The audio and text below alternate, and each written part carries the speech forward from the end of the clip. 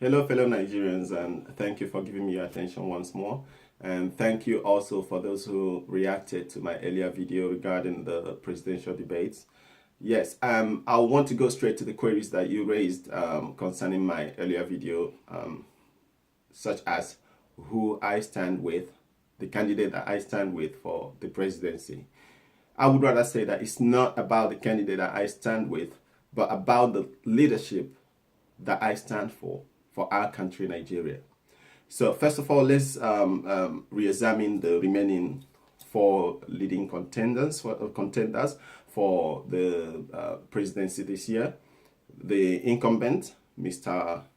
Muhammadu Buhari, the key challenger, Mr. Atiku Abubakar of the PDP, and Mr. Moyele Sowore of the AAC, and Professor Kingsley Moghalu of the YPP.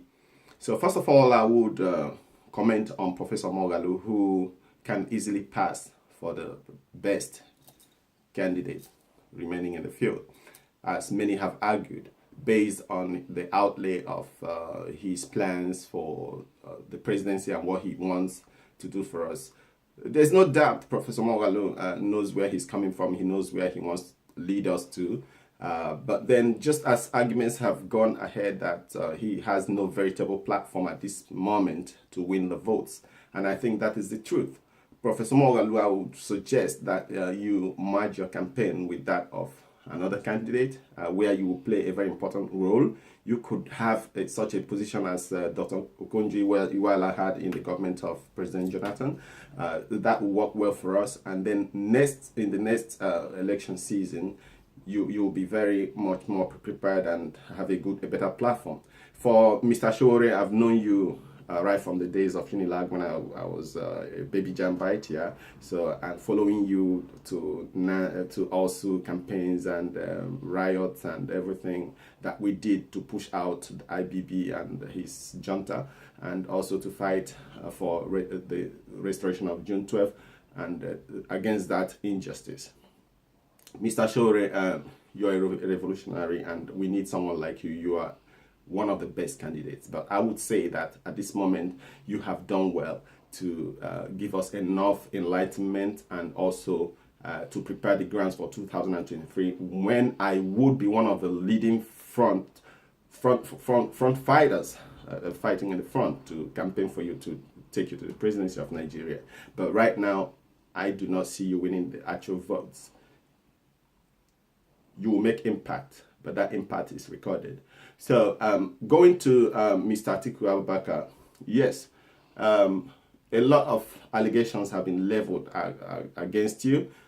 Some of them spurious, some of them not yet proven, most of them, I mean, you've had questions to answer. Yeah, but then in all of these, considering the campaign that you have run recently, I've begun to believe that actually you might be the one to wrestle power away from the hands of those that have had it for the past 4 years and who have led us to nowhere.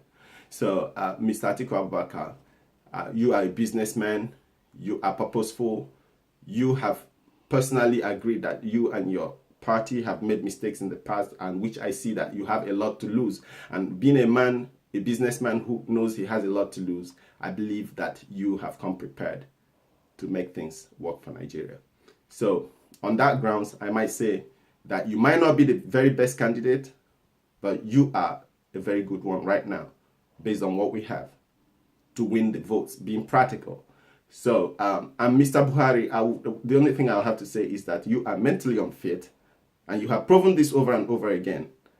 You are physically unfit, and you stayed in hospital for so long, you didn't even know what was going on around you. Now I doubt if the Mr. Buhari that I campaigned for in 2011, that I stood for, is the same person that walks about Nigeria now. You have watched the killing, the massacre of innocents in Nigeria. You didn't make any impact. You have watched every fabric of our nationhood go down you have not done anything significant, Buhari. So this is not about you.